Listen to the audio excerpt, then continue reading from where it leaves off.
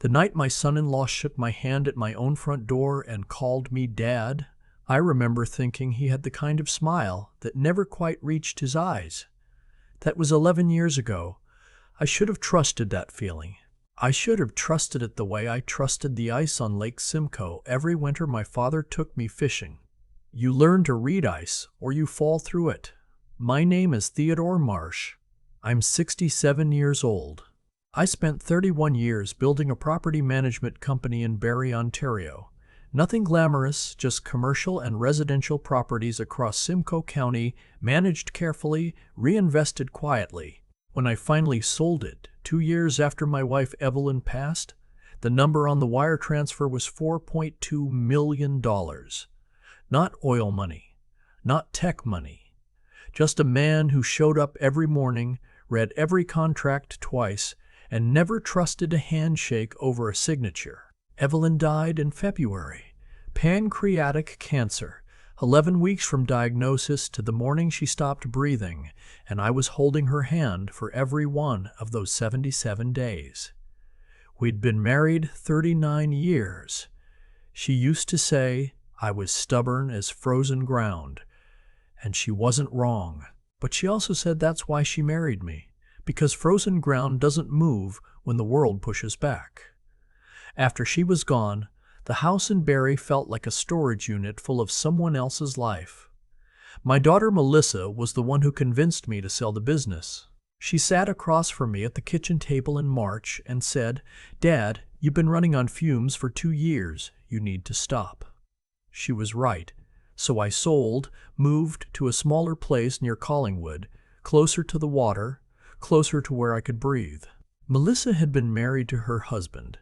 I'll call him my son-in-law, because that's the only title that matters to this story, for 6 years by then. His name was Colin Rafferty. He was a financial consultant, he told anyone who would listen. Smart dresser, good with first impressions. He'd grown up in Mississauga, came from a family that had money once and never got over losing it. That particular combination, past wealth, present scramble, produces a specific kind of man. I know that now. I didn't know it well enough then. What I did know was that Colin had a habit of asking me questions about my finances that were just slightly too casual. So the Dunlop Street property must be doing well, eh? Or over Christmas dinner, what's your accountant saying about capital gains with the sale? He always framed it as interest. Friendly, son-in-law curiosity. I always gave him just enough to seem open and change the subject. Melissa was 4 months pregnant when Evelyn died. Our first grandchild. A boy. They'd find out in April. They named him James. He was born in July with Evelyn's eyebrows. That specific arch, like a question she was always about to ask. I drove down to the hospital in Barrie and sat in that room and cried in a way I hadn't allowed myself to cry since the funeral. Not from sadness exactly, from the feeling that something of her had made it through. The trouble started, or at least the trouble I could see started, about 8 months after the sale closed. Colin left his consulting firm. He said it was his choice. He said he had a wealth management venture he was launching with a partner, someone named Trevor he'd met at a conference in Calgary. I asked to see the business plan. He laughed and said, "Theo, it's not that kind of thing." I told him every investment has a business plan. He said I was old school. Melissa gave me a look across the table that meant, "Please don't." I let it go. I wish I hadn't. Over the following months, I began noticing small things that individually meant nothing, but together meant something. Colin and Melissa started missing payments on their townhouse in Innisfil. I knew because Melissa had listed me as an emergency contact with the property management company there, a holdover from when they first bought the place. The property manager, a woman I'd worked with years before, called me by mistake one afternoon in November. She apologized immediately and said she'd call Melissa directly. I thanked her and said nothing. A week later, Melissa asked me to babysit James for the weekend. I said, of course. She seemed distracted when she dropped him off. Her coat was one I hadn't seen before. Expensive, the kind of thing you buy when you're trying to feel better about something. She hugged me too long at the door. I started paying attention. I have a friend named Gordon. We've known each other since we were 23, worked the same construction sites out of college before we both found our separate ways. Gordon became a civil litigation lawyer in Aurelia. We have lunch every few weeks at a place on Mississauga Street that's been there since 1987. I told him in December that I had a feeling and I needed to know if it was worth acting on. He said, "Tell me the feeling." I told him. He was quiet for a moment, and then he said, "Theo, feelings like that in men our age aren't anxiety, they're pattern recognition. Start documenting." So I did. I am not a complicated man, but I am a careful one. I'd spent 30 years reviewing leases, contracts, maintenance records, tenant histories. Careful is what I know. So I started writing down dates, conversations, anything that seemed off. I hired a private investigator in January, a woman out of Barrie, who came with a recommendation from Gordon, and asked her to look into Colin's business venture. Just look. Just tell me what's there. What she found took 3 weeks and was worse than I'd expected. Colin's wealth management venture with his partner Trevor was not registered with the Ontario Securities Commission. It had taken in money from 17 investors, mostly older couples, mostly people Colin knew socially through community connections, promising guaranteed returns of 12 to 14% annually. There was no underlying investment. The returns being paid to early investors were coming directly from new investor deposits. Trevor, it turned out, had 2 previous complaints filed against him with the OSC, both settled quietly. The whole structure was textbook. Gordon called it when I showed him the report.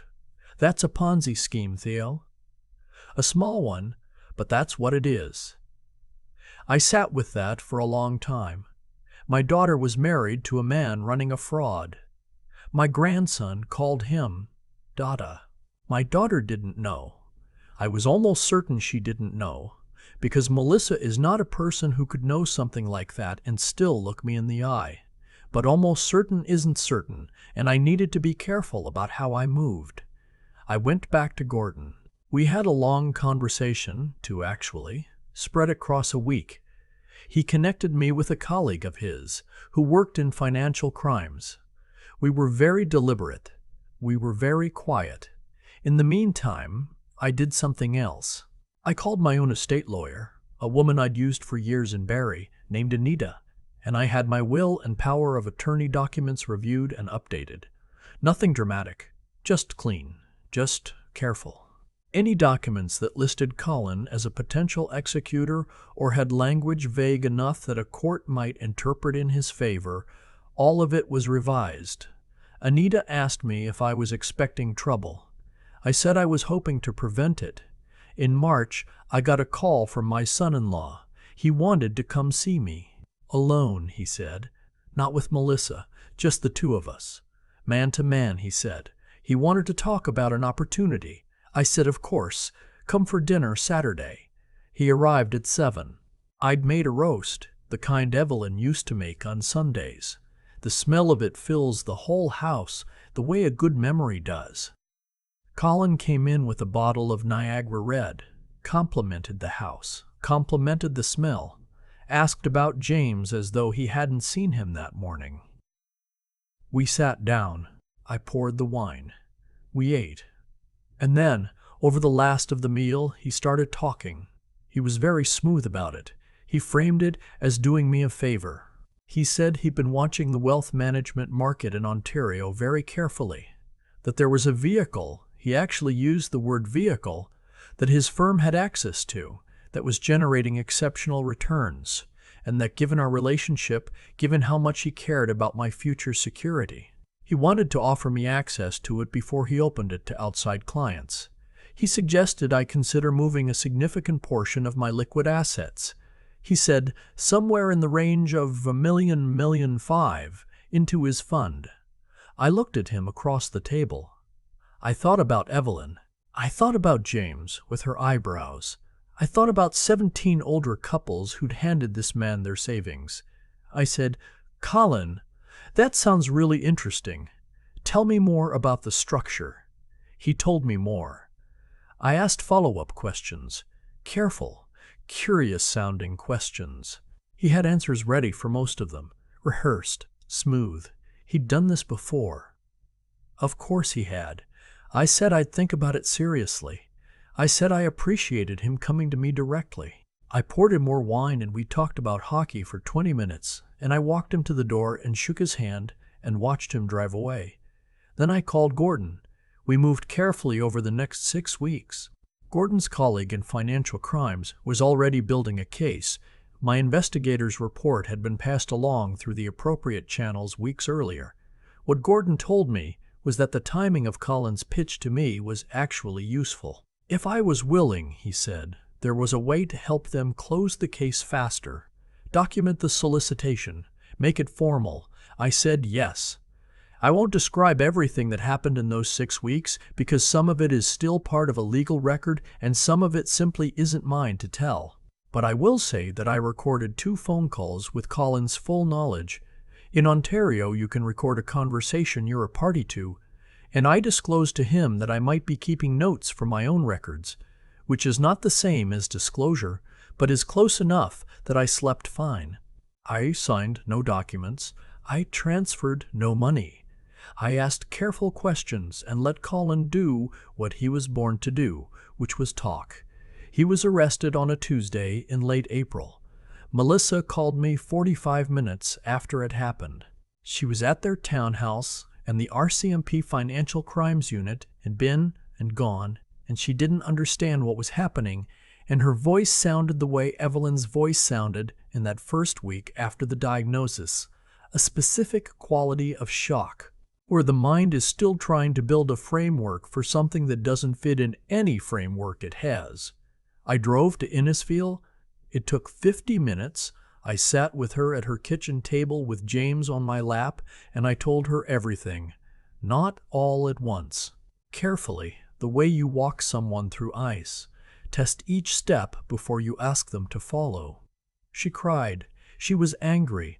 Some of the anger was at Colin. Some of it, at first, was at me. For knowing. For not telling her sooner. For letting it go as far as it did before she found out through a Tuesday morning knock at the door instead of from her father. I understood that anger. It was fair. I told her so. "You could have told me," she said. "I wasn't certain enough about what I knew," I told her, "and I needed you not to be put in the middle of something before I was certain." She didn't say anything for a long time. James was pulling at the collar of my shirt. "Did he ever ask you for money?" she finally said. "He did," I said. "Last month." I said I'd think about it. She looked at me. "And you never—" "No," I said. "Not $1." She put her head down on the table then and cried in a different way. Not the shock crying, the other kind. The kind that comes when you realize how close something came. Colin's case moved through the Ontario Court of Justice over the following months. His partner Trevor had already been under separate investigation, and the 2 files were eventually consolidated. The charges included fraud over $5,000, breach of trust, and securities violations under the Ontario Securities Act. 17 affected investors. Total losses in excess of $800,000. Colin eventually accepted a plea. 11 years with parole eligibility at the standard threshold. Trevor took his chances at trial and received 14. Melissa filed for divorce within 3 months of the arrest. It was not a simple process. The townhouse was underwater on the mortgage, and there were debts she hadn't known about. But Gordon helped connect her with a family law lawyer in Barrie, a good one, and we got her through it. She and James moved back to Collingwood into a rental about 12 minutes from my house. James learned to walk on the path along the water behind my backyard. He calls me Grandpa Teddy, which I did not encourage and do not discourage. The thing about being a 67-year-old man in Canada who has spent his life managing property is that you understand in your chest and your gut. What a foundation is for. A foundation is not the house. It's not even the walls. It is the thing that holds when everything else moves. Evelyn was my foundation for 39 years, and when she went, I thought I didn't have one anymore. I know differently now. Last October, I set up a small fund. I worked through a registered charity in Simcoe County to provide legal assistance to elder financial abuse victims in the region. The amount I seeded it with was modest, but Gordon tells me the need is not modest. There are more people in this situation than most want to admit.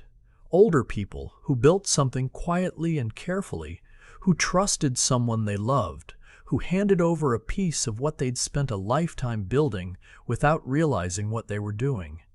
I know that story. I almost lived a version of it. Colin's first hearing for parole will happen in several years. I don't spend time thinking about it. I spend time thinking about James, about the way he runs toward the water and then stops right at the edge, uncertain, looking back at me to see if it's safe. And every time I nod, and every time he goes, and every time the water is exactly as cold and clear and real as it always is. The ice doesn't move when the world pushes back. That's what she used to say. She wasn't wrong. I think about Colin sitting across my table that Saturday evening, the roast in the oven, the Niagara red open between us, his voice so even and practiced. And what strikes me now isn't the anger. The anger came and went. What stays is the clarity of that moment when I understood exactly what kind of man he was and realized I'd been watching him become that man for years without letting myself say it plainly. There's a version of this story where I say nothing to Gordon in December, where I tell myself I'm being paranoid, that he's just a bit rough around the edges, that Melissa loves him, and who am I to interfere? That version ends with 17 investors' losses becoming 18, and a grandchild growing up asking why Grandpa Teddy didn't do anything when he had the chance. I don't think the outcome of Colin's choices was ever really in doubt. That's the thing about building something on deception. It doesn't matter how smooth the surface is. The structure underneath is still wrong, and wrong structures fail. Trevor had complaints filed against him years before Colin ever shook his hand. Colin had been carrying that particular hunger. Past money, present scramble, the entitlement of someone who believes shortcuts are owed to him, long before he met my daughter. None of that started with me. None of it was going to end well, regardless of what I did. But what I could control was whether my family was standing close to it when it collapsed. That's where I come back to what I believe about how a person is supposed to move through the world. Not the big dramatic choices. Those are actually the easy ones, once you've done the work beforehand. The hard part is the daily practice of paying attention honestly, of looking at something uncomfortable and not flinching away from it, because flinching is easier. Gordon said it plainly at that lunch in Aurelia. Feelings like that in men our age aren't anxiety. They're pattern recognition. But pattern recognition only works if you've trained yourself to look and to trust what you see, even when what you see is something you'd rather not. That's the only kind of intelligence that matters in the end, I think, not credentials, not cleverness. The willingness to see clearly and act on what you see, even when it costs you something, even when what it costs you is the comfortable fiction that everything is fine. And then you have to do something with what you see. That's the part nobody talks about enough. Knowing is only half of it. Melissa and James needed me to do something with what I knew, not just feel troubled about it privately and hope it resolved itself. The fund in Simcoe County exists because I understand now, more than I ever did, how many people stop at knowing. How many people see the ice thinning and keep walking because turning back feels like admitting something they don't want to admit. I'm 67 years old. I buried a wife. I've raised a daughter. I built something from nothing and sold it and started over in a smaller house near water I can hear from my kitchen in the morning. I don't have patience left for the comfortable fiction. James is 3 now.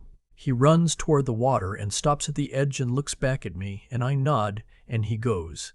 That's the whole job, really. Make sure the ground is solid before you ask the people you love to walk on it.